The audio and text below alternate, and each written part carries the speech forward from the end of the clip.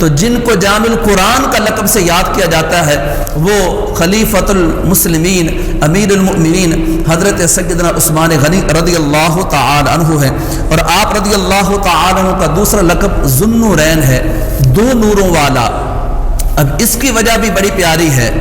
اس کی نسبت بھی بڑی پیاری ہے۔ آپ کو ذو النورین کیوں کہا جاتا ہے؟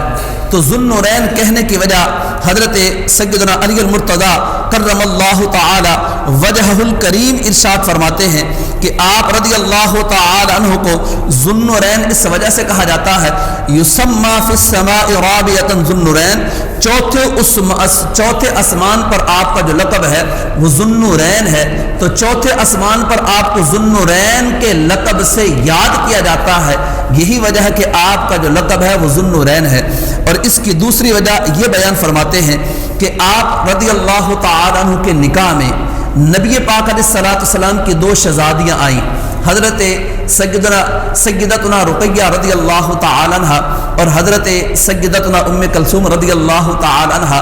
اب یہ دو شہزادیاں آپ کے نکاح میں آئیں تو ان کے نکاح میں آنے کی برکت سے آپ رضی اللہ تعالی عنہ کو ذو النورین کے لقب سے یاد کیا جاتا ہے۔ اللہ اکبر کبیرہ، کیسی عظیم ہستی ہیں کہ جن کا زمین پر بھی لقب مشہور ہے ذو النورین کے اعتبار سے، اور جن کو آسمانوں میں بھی یاد کیا جاتا ہے ذو النورین کے اعتبار سے، تو یہ کتنی عظیم ہستی ہے۔ میرے معزز محترم، یہی سیدنا عثمان غنی رضی اللہ تعالی عنہ جن کی سیرت طیبہ کے حوالے سے مختصر یہ ہے کہ آپ کا لقب جامع القرآن بھی ہے اور ذو النورین بھی ہے۔ پھر آپ رضی اللہ تعالی عنہ نے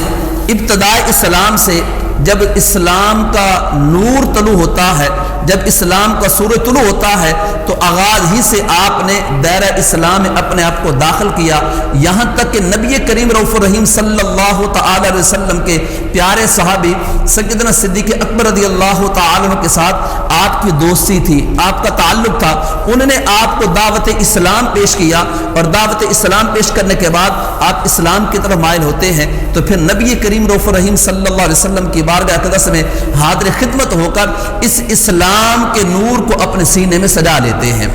دعوت دینے والے کون ہیں اور کن کے ہاتھ پر، کن کے قرب میں آ کر دائرہ اسلام کو قبول کیا؟ تو اللہ اکبر کبیرہ، یہ عظیم ہستی کا خاصہ ہے کہ سیدنا صدیق اکبر نے دعوت اسلام پیش کی اور نبی کریم رؤوف الرحیم صلی اللہ علیہ وسلم کی بارگاہ اقدس میں حاضر ہو کر آپ توحید و رسالت کی گواہی اپنی زبان اقدس سے عطا فرماتے ہیں۔ یہی سیدنا عثمان غنی رضی اللہ تعالی عنہ ہے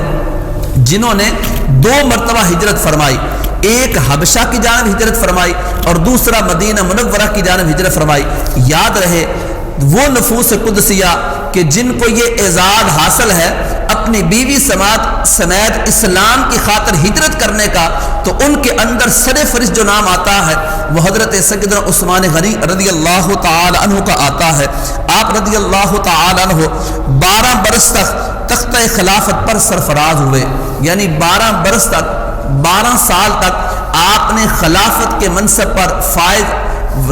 رہے اور اسلام کی خدمت کرتے رہے۔ آپ رضی اللہ تعالیٰ عنہ کی شہادت کے وقت جو عمر تھی اس کے بارے میں تاریخی کتابوں میں یہ لکھا ہے کہ 82 برس کی عمر میں آپ نے جام شہادت نوش فرمایا، اور آپ کی یہ یوم شہادت کا جو دن ہے وہ 18 ذو الحج 35 ہجری اور جمعہ کا دن تھا، اور عصر کی نماز کے وقت آپ نے جام شہادت نوش فرمایا۔ آپ رضی اللہ تعالیٰ عنہ کی نماز جنازہ حضرت سیدنا زبیر بن عوام رضی اللہ تعالی عنہ نے پڑھائی، اور آپ کا مزار پر ارواح مدینہ منورہ کے ایک عظیم قبرستان جنت البقیع میں آپ کا مزار پر انوار ہے۔ تو یہ تو آپ کی مختصر سی سیرت تھی، اور سیدی اعلیٰ حضرت نے آپ کی اس تمام سیرت کو چند الفاظ کے اندر بیان کر کے آپ کی عظمت کا گویا وہ اظہار کر دیا جو ہر ایک عاشق رسول کے سینے میں ہونا چاہیے، جو نبی کریم رؤوف الرحیم صلی اللہ علیہ وسلم کی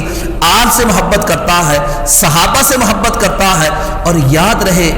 آل سے محبت کرنا یہ عظیم کام ہے، یہ عظیم عقیدہ ہے، صحابہ سے محبت کرنا یہ عظیم عقیدہ ہے، اور اسی عقیدے پر زندگی گزارنا یہ بہت بڑی سعادت مندی ہے۔ یہاں تک کہ نبی کریم رؤوف الرحیم صاحب خلق عظیم جو بے کسوں کے کس ہیں، بے سہاروں کے سہارا ہے، دکھیا دلوں کے چین ہے، رحمت کونین ہے، محبوب دارین ہے، صلی اللہ تعالی علیہ وسلم نے ارشاد فرمایا اثبتکم علی الصراط اشدکم حب لاصحابی وحب اہل بیتی۔ لوگوں سن لو، اگر تم یہ چاہتے ہو کہ میں قیامت کے دن پل صراط پر ثابت قدم رہوں،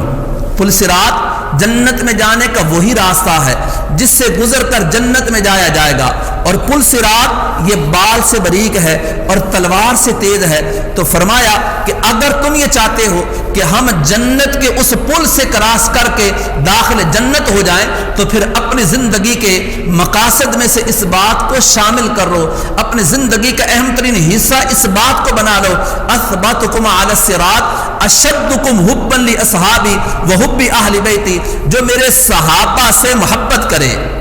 اہل بیت اطہار سے محبت کرے، اور پھر عام محبت نہیں بلکہ اشدکم کے الفاظ آئے ہیں، اشد قسم کی محبت میرے صحابہ سے کرے،